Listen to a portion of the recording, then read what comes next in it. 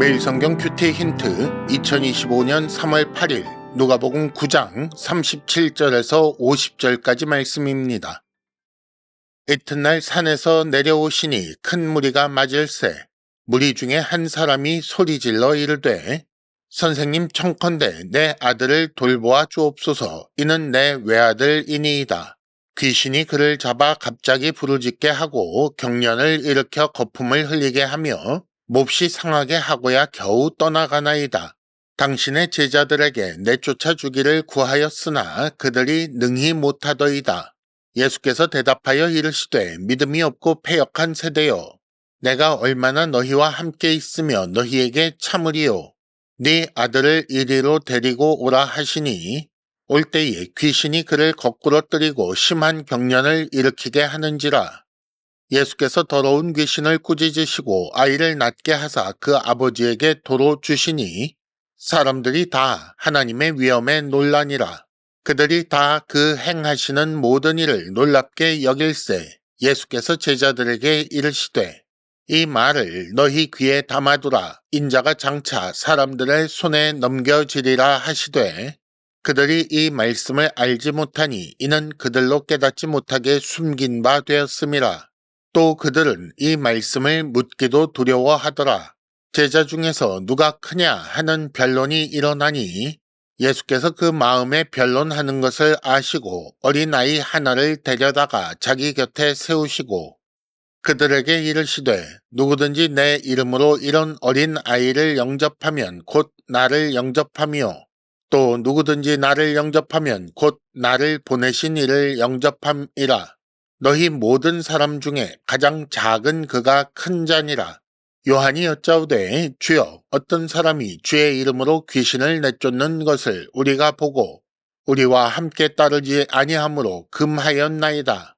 예수께서 이르시되 금하지 말라. 너희를 반대하지 않는 자는 너희를 위하는 자니라 하시니라. 아멘.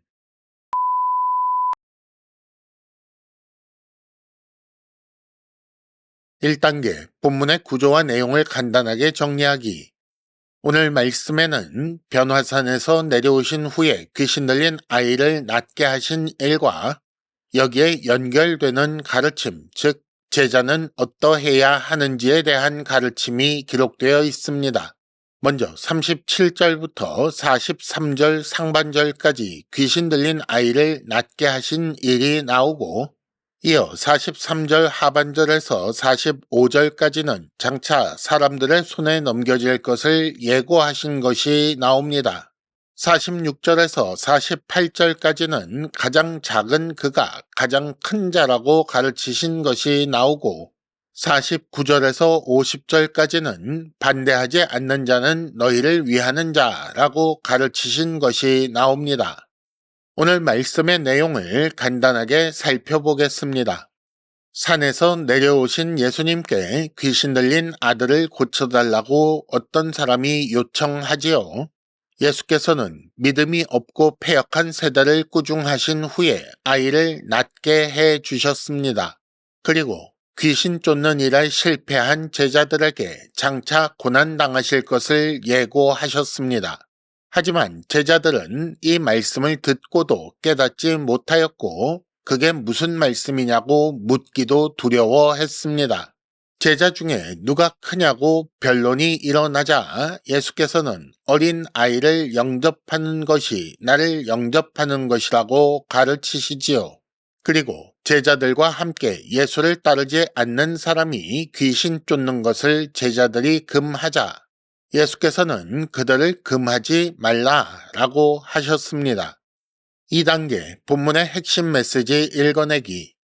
귀신 쫓는 일은 사실 그 자리에 있는 모든 사람이 실패한 거지요. 모두가 무능하다는 것입니다.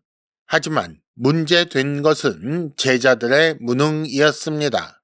이는 세상이 예수님의 제자에게 기대하고 있다라는 것을 알게 합니다. 예수께서 내가 얼마나 함께 있으랴라고 하신 말씀은 이제 예수님의 죽음과 부활 그리고 승천까지 그 기회와 시간이 얼마 남지 않았다는 것을 말씀하신 것입니다. 그렇게 시간이 얼마 남지 않았는데 그런데 아직도 제자들이 믿음이 없다라는 것이고 그래서 다음 가르침으로 연결됩니다. 시간이 얼마 남지 않았다. 그런데 장차 인자가 사람들의 손에 넘겨질 것이다 라고 가르쳐 주셨습니다. 그러나 제자들은 깨닫지 못했지요. 그래서 누가 크냐라고 변론하게 된 것입니다. 결국 제자 중에 누가 크냐라는 변론이 일어난 이유는 믿음이 없기 때문이라고 정리할 수 있습니다. 그들은 예수 제자 된 것에 대한 세상 방식의 보상을 기대하고 있었던 거지요. 하지만 이것으로 끝이 아닙니다. 다른 사람이 예수 이름으로 귀신 쫓는 것도 금지했지요. 예수 이름으로 귀신을 쫓는 것을 자신들만의 특권으로 생각한 것입니다. 그러니까 제자들은 다른 사람들보다 제자들 12사도 자신들이 좀 더 높은 그룹이고 그 중에서도 누가 더 높으냐, 누가 더 크냐라는 것으로 다투고 있었다는 것입니다. 이런 제자들을 교정하기 위한 가르침이 가장 작은 그가 큰 자다라는 것입니다. 세상과 다르게 하나님 나라에서 큰 자가 되려면 남을 섬겨야 한다라고 가르쳐 주신 거지요. 그리고 더하여서 제자와 함께 예수를 따르지 않는 사람, 그만큼 아직 약한 신자일지라도 그가 예수 이름으로 명하여 귀신을 쫓았다면 그의 기도를 하나님께서 들으시고 귀신을 쫓아주셨다는 말이니 이 좋은 일을 왜 금지하느냐? 그렇게 해서 너희를 위하는 자, 너희 편이 한 명이라도 늘어나면 좋은 것 아니냐? 이렇게 가르쳐 주신 것입니다. 3단계 본문의 핵심 메시지를 현재로 연결시키기. 교회에서 자기 힘을 과시하는 것은 믿음이 없는 증거입니다. 많은 사람이 높아지고 강해지는 세상 욕심을 교회에서도 이루려고 합니다. 자기 힘을 과시하고 더 많은 힘을 얻으려고 교회 안에서조차 등급과 서열을 나누고 편을 갈라 줄을 세우려고 하지요. 그런데 오늘 예수님의 가르침을 잘 생각해 보면 이는 믿음이 없는 것이고 세상 욕심으로 말미암아 그 눈이 가려진 것입니다. 그래서 말씀을 알지 못하고 깨닫지 못하여 예수를 따르지 못하는 상태에 있는 거지요. 제자는 예수처럼 십자가를 지고 예수 가신 길을 따라가는 사람입니다. 교회에서 자기 힘이나 과시하는 그런 사람이 아니라는 것입니다. 제자는 세상과 다른 삶을 살아야 합니다. 제자의 삶은 자기 영광을 위해 하나님을 동원하는 것이 아닙니다. 하나님의 영광을 위해 자신을 낮춰 다른 사람을 섬기는 것이 제자의 삶입니다. 교회 안에서 계급과 서열, 특권 같은 것을 주장하는 것이 아니라 강한 자, 그리고 가진 자가 약한 자, 없는 자를 받아주고 도와주어야 합니다. 이런 삶을 통해 하나님 나라가 세상과 얼마나 다른지 보여주어야 하는 것입니다. 큐티 힌트, 원래 물은 높은 데서 낮은 데로 흐르는 법입니다. 교회 역시 강한 자가 약한 자를 위해 힘을 쓰고 가진 자가 없는 자를 위해 내어놓는 것이 옳습니다.